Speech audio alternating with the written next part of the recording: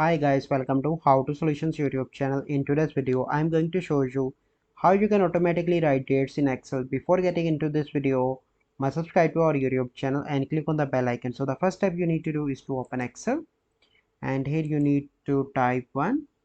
So you can see that fill option is grayed out. So let's select the another box and select this one and click on fill and click on series, and so you need to select column and the step value 1 and the end value is 365 and you hit on OK. So you can see that I have the value until 365.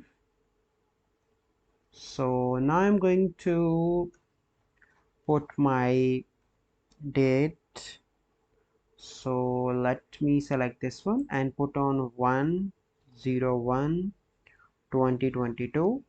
And how I can automatically fill right dates, you simply need to click on here. You can see that the box color will change from white to black here, and you need to double click on the left mouse cursor and you can see that the automatically date will be filled.